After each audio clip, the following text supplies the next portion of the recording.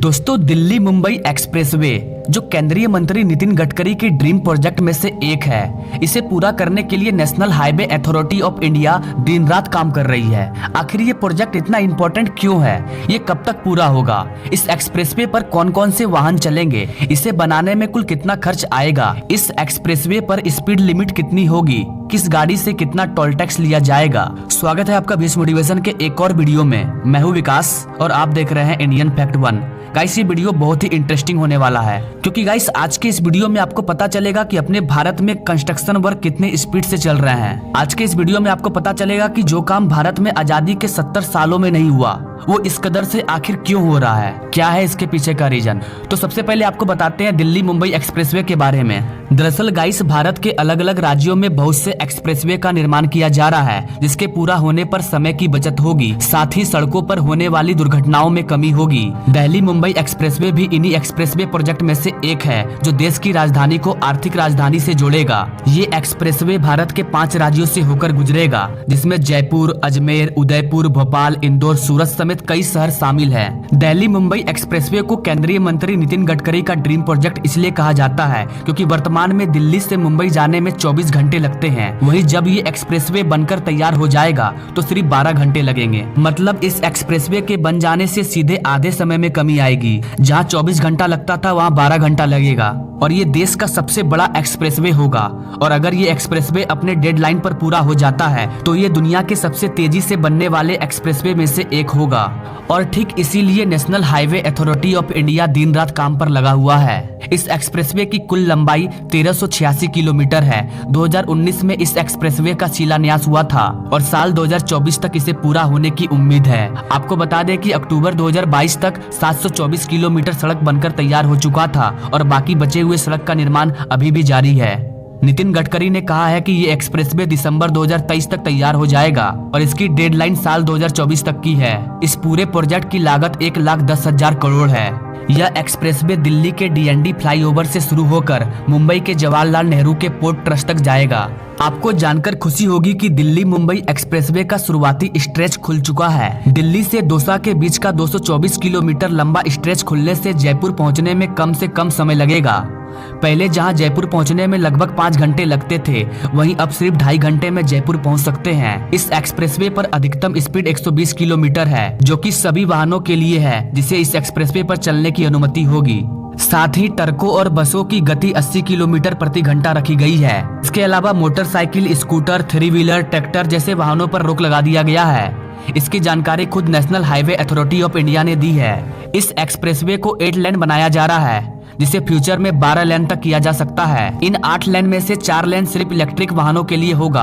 आपको बता दें कि इस 8 लेन चौड़े मुंबई दिल्ली एक्सप्रेसवे पर लगभग 5 प्राकृतिक वन जीव क्रॉसिंग होगी, जिसमें मुकुंदरा राष्ट्रीय उद्यान, सरिस्का टाइगर रिजर्व आदि शामिल है। ये क्रॉसिंग सुरंग में बनाया जाएगा, जो भारत में पहली 8 लेन चौड़ी सुरंग होगी। ये देश का पहला ओवर ब्रिज होगा जो वन्य जीवों को प्रभावित किए बिना बनाया जा रहा है। मतलब एक तरफ भारत का विकास भी हो रहा है और दूसरी तरफ वन्य जीवों और पेड़ पौधों को भी बचाया जा रहा है। वहीं अगर सेफ्टी की बात करें तो मुंबई दिल्ली एक्सप्रेसवे देश का पहला ऐसा एक्सप्रेसवे होगा जिसमें दुर्घटना होने पर यात्रियों को मेडिकल सुविधा प्रोवाइड कराने के लिए हर 100 किलोमीटर पर पूरी तरह से ट्रामा सेंटर और हेलीपैड उपलब्ध होंगे। इस एक्सप्रेसवे के लगभग 94 जगहों पर hotel, ATM, burger king, McDonald, retail shop, fuel station और इलेक्ट्रिक वाहनों के लिए चार्जिंग स्टेशन जैसी सुविधाएं मौजूद होगी। सरकार के अनुसार इस एक्सप्रेसवे के बनने के बाद रोजगार के अवसर भी उपलब्ध होंगे। आइए अब आपको इस एक्सप्रेसवे के कुछ एडवांटेज बताते हैं। एक अनुमान के अनुसार इस एक्सप्रेसवे के बन जाने से 320 मिलियन लीटर से अधिक ईंधन की बचत होगी। जी हाँ दोस्तों, साथ ही कार्बन डाइऑक्साइड उत्सर्जन में 850 मिलियन किलोग्राम की कमी आएगी। ये एक्सप्रेसवे पर्यावरण के अनुकूल बनाया जाएगा। आपको जानकर और भी खुशी होगी कि इस एक्सप्रेसवे में 2 मिलियन पेड़ लगाए जाएंगे और पेड़ों को हर 500 मीटर पर वर्षा जल को संग्रहित करके ड्रॉप सिंचाई पद्धति से पानी दिया जाएगा। यहाँ फाइबर ऑप्टिकल केबल के साथ साथ सौर ऊर्जा उत्पादन और एक समर्पित 3 मीटर चौड़ा गलियारा होगा। इसके अलावा ये एक्सप्रेसवे अत्याधुनिक यातायात प्रबंधन प्रणाली से लैस होगा। होगा। आप जानकर हैरान रह जाएंगे कि इस पूरी परियोजना में 8 मिलियन टन सीमेंट का उपयोग किया जाएगा, जो भारत की वार्षिक उत्पादन क्षमता का लगभग 2% है। मतलब भारत में एक साल में जितना सीमेंट का उत्पादन होता है, उसका 2% सिर्फ इस एक्सप्रेसवे को बनाने में खर्च होगा। इस पूरे एक्सप्रेसवे पर 55 एयर स्ट्राइप भी बनाई जा रही है, जहां फाइटर जेट भी उतरे जा सकते हैं।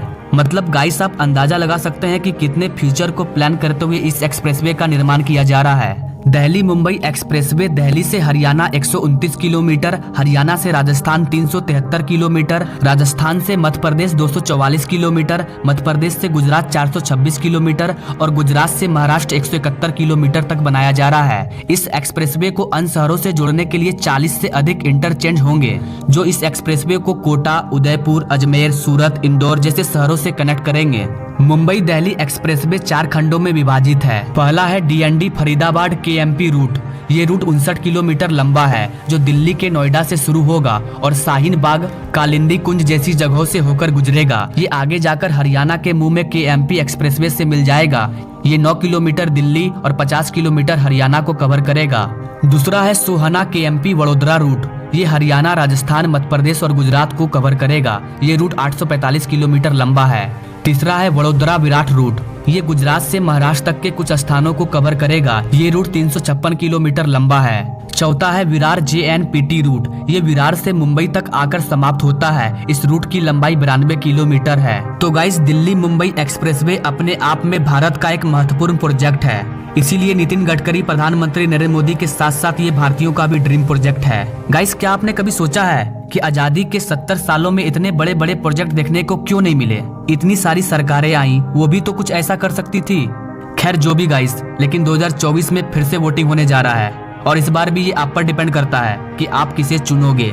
एक तरफ है वो सरकार जिसे आजादी के 70 साल तक का समय मिला, लेकिन वो कुछ नहीं कर पाए, और अब जो सरकार है वो कुछ कर रही है। गाइस, मैं बस इतना कहना चाहूंगा कि आप जिसे भी वोट दीजिए, बहुत ही सोच समझ कर दीजिए, ताकि वो सरकार आपके जरूरत को पूरा करते हुए भारत को भी विश्व स्तर पर आगे बढ़ाए। और वैसे गाइस, ये वीडियो अगर आपको सच में समझ में आया तो इसे अपने WhatsApp और Facebook पर दोस्तों और फैमिली तक शेयर करना ना भूले, ताकि उन्हें भी पता चले कि भारत में किस कदर से विकास का कार्य हो रहा है।